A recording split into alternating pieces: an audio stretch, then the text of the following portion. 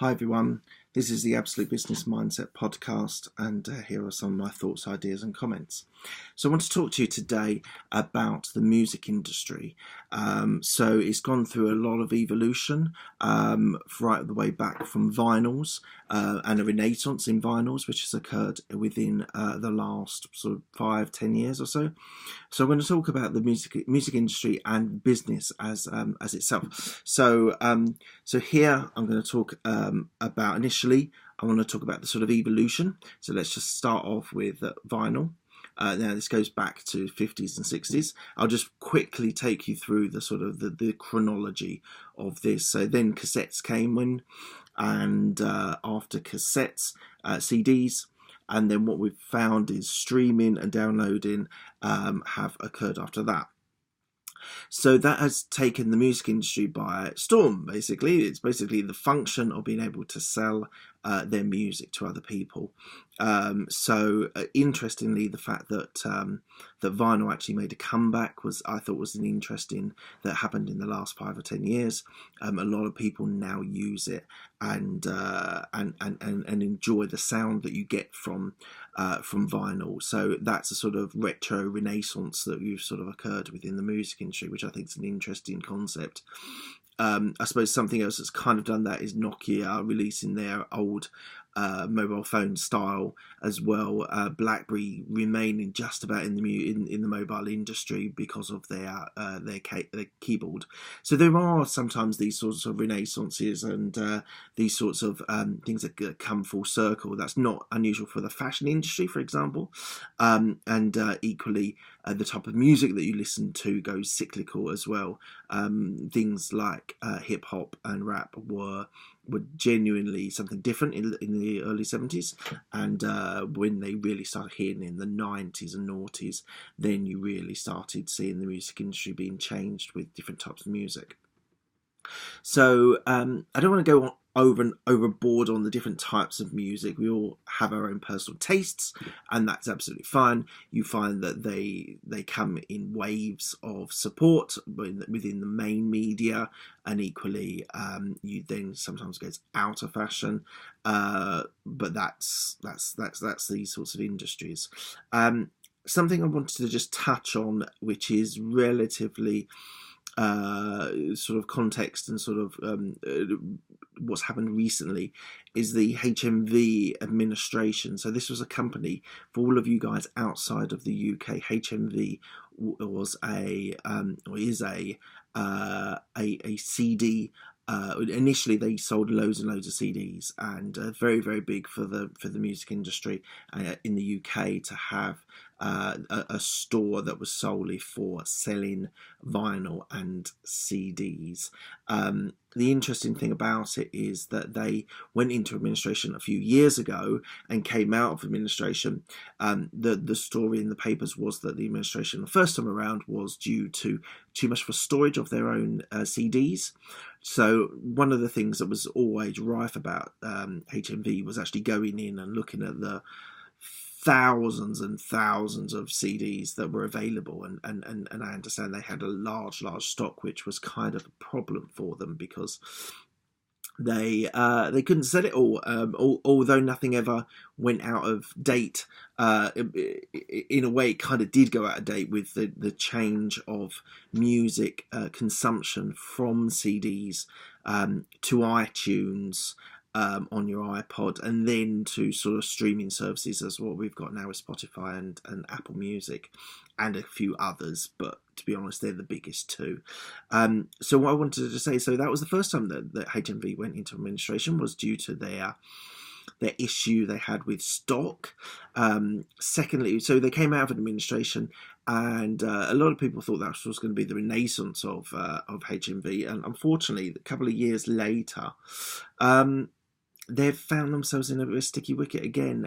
They've evolved their business to something that's a little bit more functional or fashionable. They sold a lot of CDs, they sold a lot of DVDs, they sold a lot of games. They spun the books that they used to sell. They've got a big section of books. Equally, the posters. I think they sort of saw that as a bit of a market that they could do. But I think it's actually been beaten by Spotify and Apple Music, and being able to stream and download music so easily these days, that I think they're doomed to failure. To be honest, I can't see them really making a great renaissance without having some sort of deal with Spotify or something. But to be honest, there's no deal to be had in my view at the moment. We've seen it in the UK and the US with Toys R Us. I kind of think that's along the same sort of market, and the reason why it's going to fail is due to basically the market changing and evolving and not really needing a place that sells a load of CDs. So it's and it's even happening with DVDs as well. People now buy films, whether it's on iTunes or whether it's on Sky or Amazon Prime or Netflix. There's so many different options how to stream music and stream movies as well. Slightly different. Maybe we'll talk about the film industry another time, but just coming back onto the music industry, I think the advent of streaming and downloading music just means that HMV might come out of administration. I think someone has bought them in the last couple of days, but I can't really see, unless they pivot quite strongly away from purely a music CD business. I can't really see it changing, and I can't really see it coming out of the doldrums that it's in. It might exist for a little while longer, but to be honest, I see the days are numbered, because who doesn't download music on their phones these days? It just doesn't happen. So the options with streaming and downloading music, just a little touch on iTunes, because iTunes was the real game changer for this music industry. The iPod, and then eventually on having larger memories on your phone to be able to download music as well and stream music, meant iTunes was a big game changer, a big industry changer. So it was really interesting to see people move from CDs and then onto your iPod, and the whole Steve Jobs thing where he said you could have, was it 1,000 songs on your iPod. Now it's just, you can just download loads and loads. And equally, the iPod has sort of moved out of the business and been replaced by phones who can hold larger songs, the number of songs. So the current fight at the moment is Apple Music versus Spotify. Spotify as a business for a very, very long time was unprofitable. It's an unusual, so it's some Scandinavian country originally, which makes it unusual. But equally, they've slowly built their interest and their number of songs, and sort of marketed themselves as the best place for streaming music. I have an account. I love it. I really do enjoy even when you start. I really, or not really, I sometimes go on about after an album to hear their suggestions. And equally, I think is a very, very powerful tool. Apple Music, I believe, is very, very good as well. Equally, I suppose it kind of, not exclusively, but if you've got an Apple phone, which a lot of people do in the UK anyway, you might have Apple Music preferred to Spotify, but Spotify works very well on Apple, so I believe. But I have an Android phone and find Spotify very, very helpful, very useful, very interactive, and very good. I like it very, very much. But there's a big battle. Spotify holds the majority of the business. I think it's something like 80 million for Spotify and about 30 million for Apple Music. So still a long way for Apple Music to go, but they've brought in some DJs to do a music, a radio store, as well as downloading and streaming music. It's an interesting one. I think there will be changes in the market, but I can't see anything at the moment looking like it's going to touch Spotify. But let's just touch base on while we've evolved from Apple Music to Spotify. The actual business of Spotify is not particularly good for the music industry, and I say that as the musicians, the artists. A lot of artists have complained a lot, and in some cases pulled themselves completely off of Spotify. I think that's called a counterintuitive. I think you just have to evolve and sort of move with the industry, and this is one of those situations where I think you have to just embrace it. And understand the business of Spotify.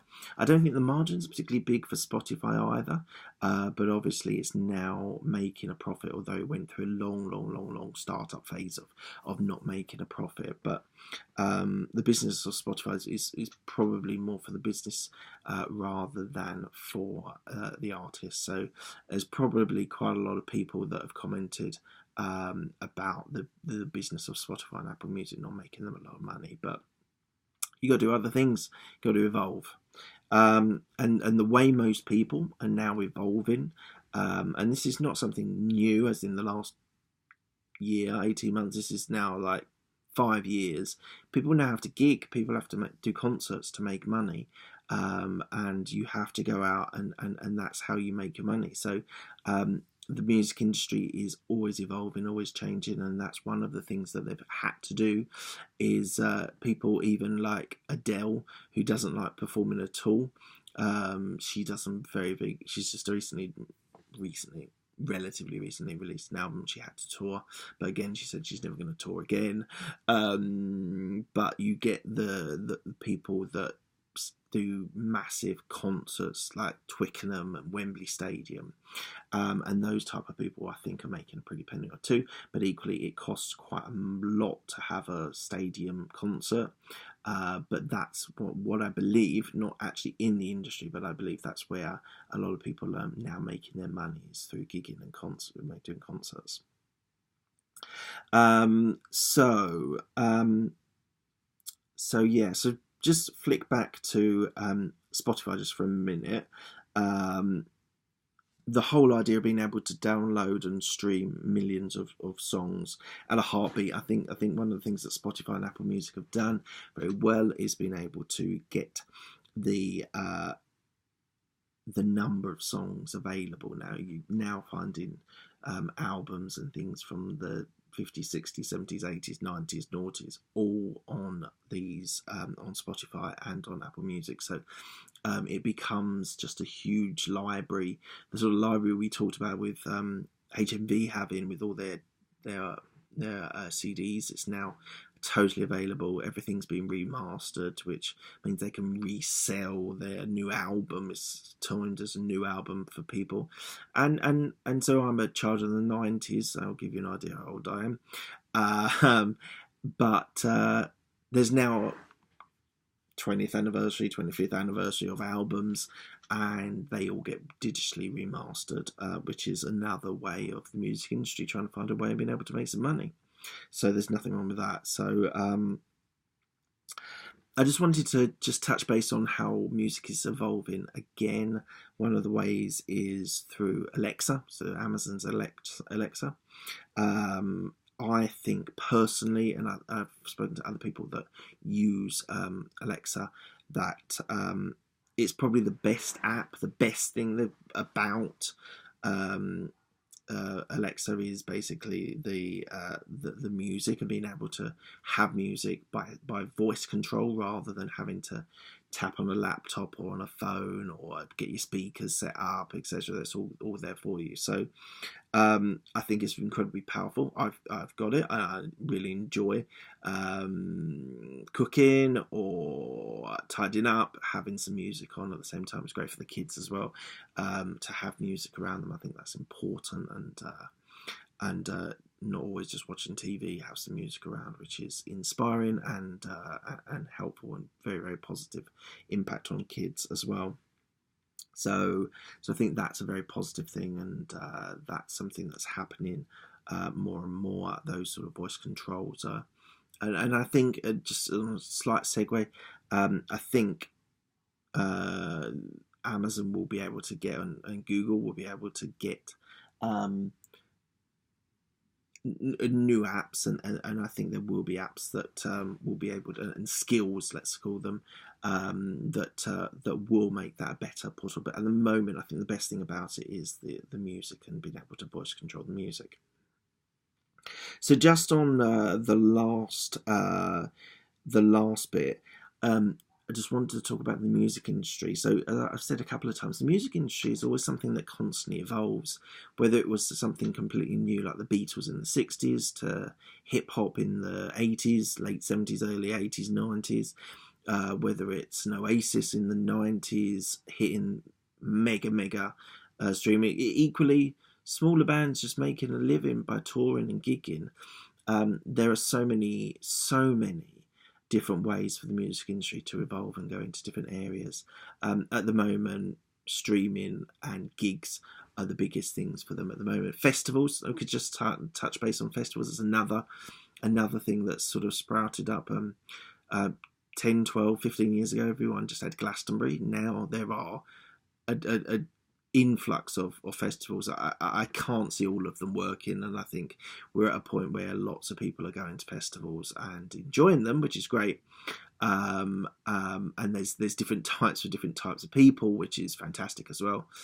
But I think we'll find some going bust in the sort of nearish future, the next 5 years. I can't see the number of festivals that are available at the moment. I just can't see them really making a big impact. To be honest, I think it's kind of after a while people get bored and they will want something different.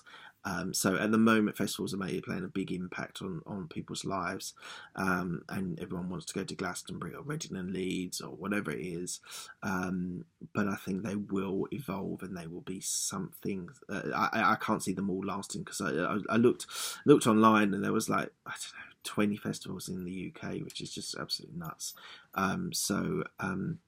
I think it's important for us to be knowing that the music industry is evolving. There will always be means of making money in the music industry.